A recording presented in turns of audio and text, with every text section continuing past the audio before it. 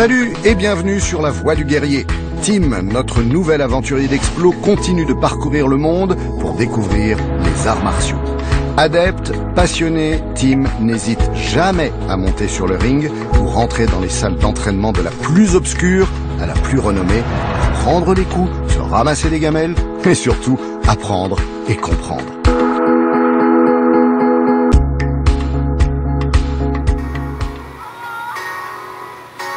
Avec les Brésiliens, j'ai beaucoup appris sur le combat libre.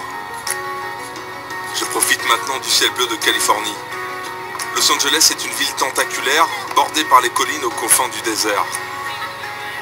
Sur une centaine de kilomètres, se succèdent des tas de quartiers où se concentrent plus de 3 millions d'habitants. La cité des anges, la ville de tous les possibles, la Mecque du cinéma et du sport spectacle. Je suis venu à Los Angeles car c'est ici que le sport le plus fou a pris naissance ces dernières années. Je viens découvrir le MMA, Mixed Martial Art en anglais. C'est un mélange de boxe, de coups de pied, de judo, de lutte et de frappe au sol. Toutes les techniques sont autorisées.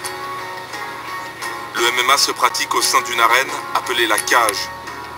C'est un grand octogone dans lequel 2 gladiateurs doivent remporter la victoire en combinant les meilleures techniques possibles.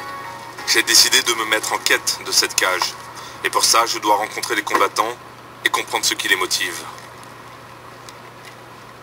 Pour ma première visite, je vais voir mon ami André Lima, le Brésilien rencontré à Rio. Lui-même est un champion d'un art martial coréen qu'on appelle le taekwondo. Et comme d'autres, il est venu ici avec le rêve américain au cœur. Après de nombreux voyages, il a fini par poser ses bagages à Los Angeles en 1989. Il est aujourd'hui à la tête de 4 académies de taekwondo et il connaît tout le monde ici. Avant que j'arrive, il y avait les Japonais, les Chinois, les Coréens. Et maintenant, les Brésiliens sont célèbres pour le Jiu-Jitsu, le MMA ou l'UFC. Et c'est très bon pour notre pays. Je pense que les descendants des Latins, Indiens, Noirs, toutes ces cultures différentes présentes au Brésil ont toujours aimé se battre. Et je pense que ça a certainement une influence sur les arts martiaux au Brésil. Mais comment t'expliques les raisons de ton succès? Je réalise un rêve et ensuite j'oublie le lendemain. Et j'ai besoin d'un nouveau rêve. Je vis comme ça, tout le temps. Peut-être que tu aimes le kickboxing, le judo, et pour moi le taekwondo ou le jujutsu. Il n'y a pas de meilleur art martiaux, seulement le meilleur pour toi.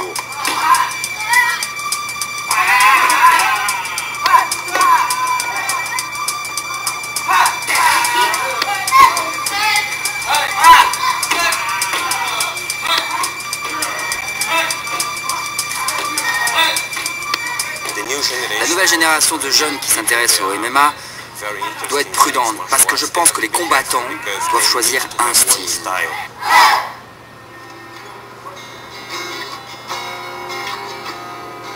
Même Hollywood s'inspire des techniques de combat du MMA. L'un des plus grands chorégraphes de cascade, Gigi Perry, s'en inspire dans ses films. D'ailleurs, petit, je voulais être cascadeur, comme dans la série L'homme qui tombe à pic. Aujourd'hui, j'ai enfin l'occasion de me rattraper, même si c'est pour de faux. Direction les studios 8711 à Hollywood. Dans ce cas de figure, ça sera plus réaliste pour un film de kung-fu ou quelque chose comme Matrix. On fait plus beaucoup ce genre de travail au câble, mais c'était le standard dans les années 90. Et on faisait des tonnes de ce genre de choses comme courir sur des murs, monter dessus, en faisant des saltos et ce genre de choses. Aujourd'hui, on fait plus trop ça. Maintenant, les films sont basés sur la réalité. Ils sont plus basés MMA, style militaire, travail tactique, jeu d'armes à feu et combat style MMA.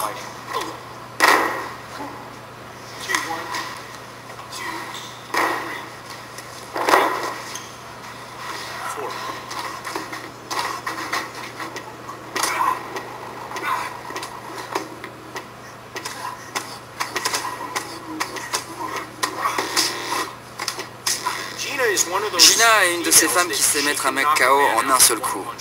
C'est une super combattante. Elle est aussi une personne très professionnelle et je me suis beaucoup amusé avec elle. J'avais plus peur pour les acteurs contre qui elle devait se battre que pour elle.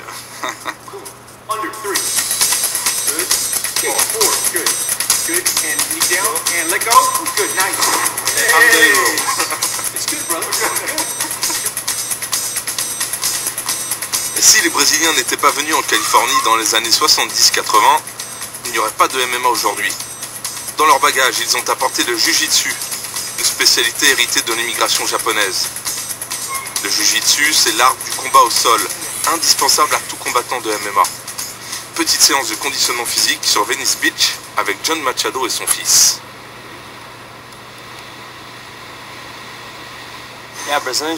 L'apprentissage pour moi, ce n'est pas seulement quand on va sur le tatami, c'est au-delà du tatami. C'est un art. Les choix que tu fais, la confiance, tout ce que tu fais dans la vie.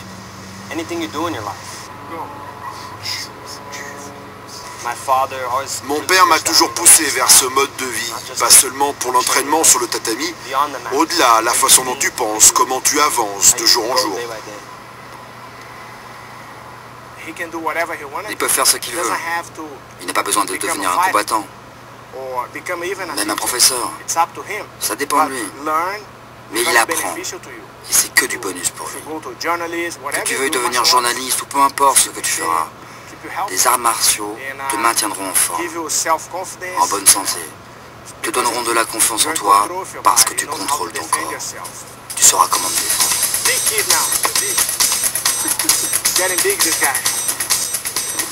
Le soir, j'enfile donc le kimono avec les frères Machado. Je n'y connais pas grand-chose au jiu-jitsu brésilien, mais je suis plutôt fan de la discipline.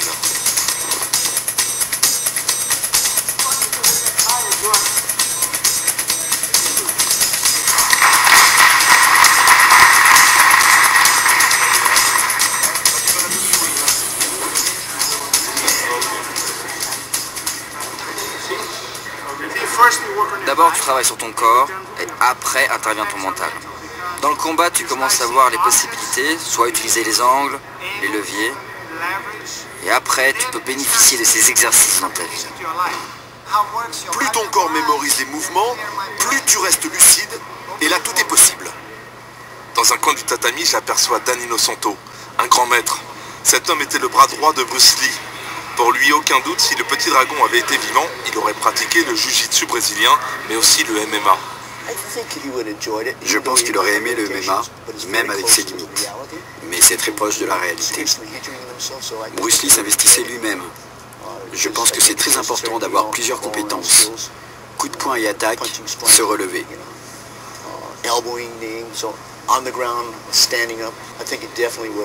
Je ne crois pas que le MMA devrait s'apprendre uniquement comme un sport, mais aussi comme une méthode d'autodéfense. 2 minutes, je vais rencontrer Royce Gracie, encore un Brésilien. Il est célèbre pour avoir été le vainqueur des premiers tournois de l'Ultimate Fighting Championship en 1992. À l'époque, il bat tout le monde grâce à ses techniques de Jiu-Jitsu Gracie. 11 victoires d'affilée, toutes par soumission. Premier héros du MMA, Royce Gracie est aussi celui qui a rendu la discipline populaire. Le but à l'époque du premier UFC était de prouver que le Jiu-Jitsu Gracie était le plus complet des arts de l'autodéfense. Je n'ai jamais dit que j'allais battre n'importe qui. C'est juste que je ne voyais pas comment on pouvait me battre. Sans le Jiu-Jitsu Gracie, il ne pouvait pas. Au début, c'était un style contre un autre. Le Jiu-Jitsu Gracie, c'est de l'autodéfense. Ce n'est pas un art tapageur. Ce n'est pas un style Gracie.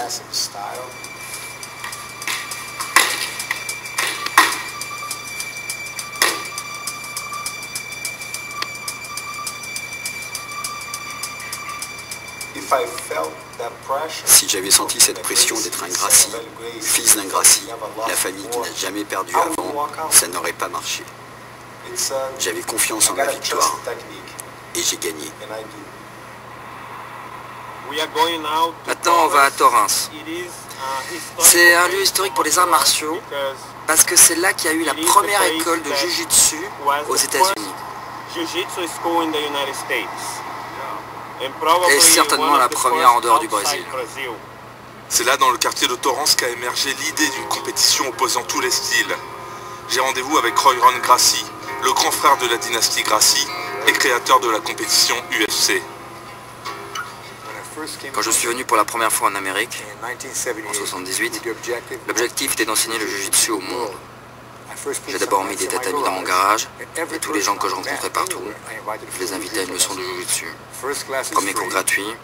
Si les gens aimaient et s'ils revenaient avec des amis, j'offrais une autre leçon gratuite.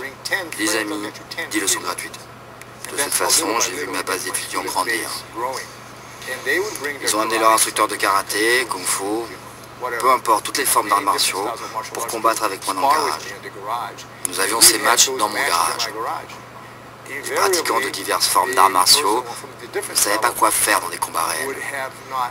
Et pour conclure le combat, je les ai mis au sol et je les contrôlais. Après avoir gagné plusieurs défis dans ma vie, la petite académie que j'ai ouverte ici à Torrance, il m'est venu à l'esprit que les choses pouvaient prendre une ampleur plus large. C'est avec le réalisateur de films John Milius que nous avons commencé à discuter de comment empêcher les gars de s'enfuir. Donc une fosse, des barrières électriques, avec du plexiglas autour. Donc nous avons eu plusieurs sortes de cages, jusqu'à celle d'aujourd'hui. Et j'ai pas voulu d'angle droit, comme dans les rings de boxe, parce que si les gars tombent dans le coin, il peut être piégé. Et c'est pour ça que la cage est octogonale, et pas que le gars reste coincé dans un coin. Donc entre les formes octogonales et l'arène de laquelle on ne peut pas s'enfuir, il s'est avéré que c'était une super idée. Ça a eu tout de suite du succès. Visuellement, c'est différent de tout ce que tout le monde avait déjà vu. Le reste appartient à l'histoire.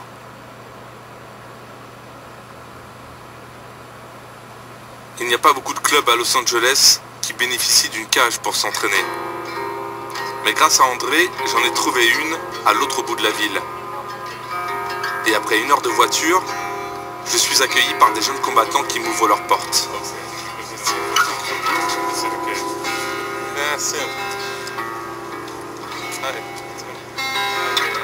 Très excité, je m'apprête enfin à faire mes premiers pas dans cette arène moderne qu'on appelle la cage. Cet octogone grillagé est vraiment l'espace idéal pour le combat de MMA.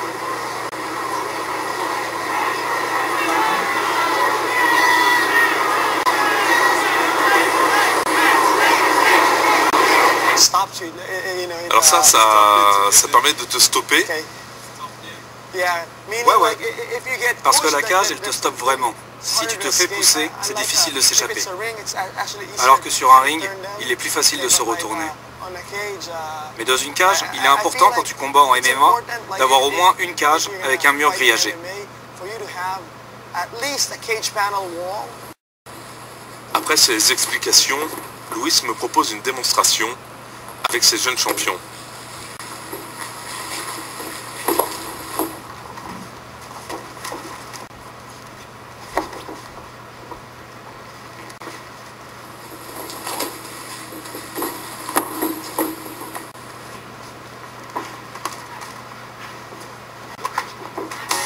Le MMA est complet, dynamique, redoutable.